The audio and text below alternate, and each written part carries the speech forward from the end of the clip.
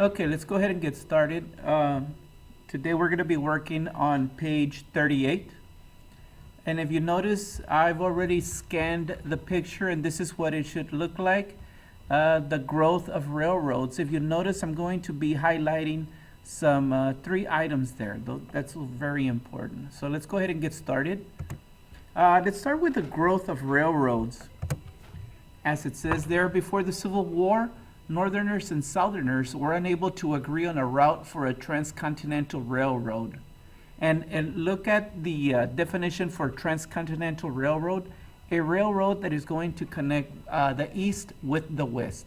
Now the idea here is both Northerners and Southerners wanted a railroad in their part of the country. The reason, it would bring more productivity, it would bring in more money to those people. When the South seceded, it was clear that the route would be through the North. Keep in mind that the South is going to be seceding from the Union, therefore the North made it very simple. Okay, we choose the northern area. After the war, you're going to be having separate crews of engineers and laborers that work from the California eastward, from the middle of the country westward. To lay the track, they had to cut through the high mountains of the Sierra Nevada. All right, we move on. Keep in mind that you have the ability to stop or rewind, whatever you need to do with this video. That's why I'm going at this speed. So if I'm going too fast for you, just stop it, pause it, whatever you need to do. All right, we move on. Right here, if you see, this is a picture, and when we get to the end of the page, I'm going to be explaining the picture. Many of the laborers on the California side were Chinese. These are Chinese immigrants that are going to be coming to the United States. Their first priority was to try and work.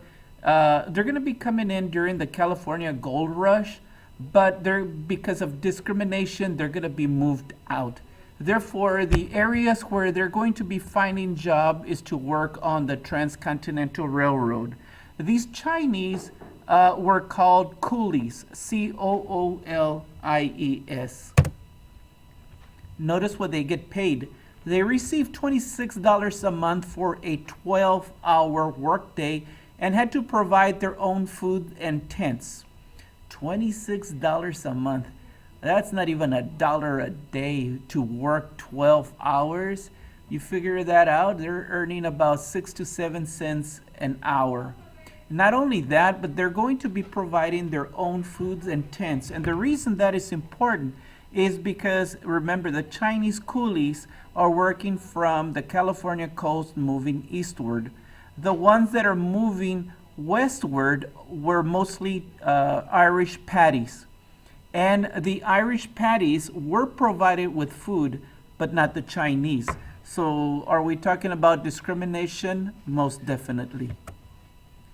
The two halves of the first transcontinental railroad were connected at Promontory Point, Utah, okay, in 1869. And if you notice, that's the picture right here. If you notice, they're shaking hands, and that's where they struck the last spike. And if you notice there, whoa, let me go back. You're not gonna have any Chinese coming out in that picture. They're mostly white and of course the Irish. Okay? And that's the end of page 38. Thank you very much.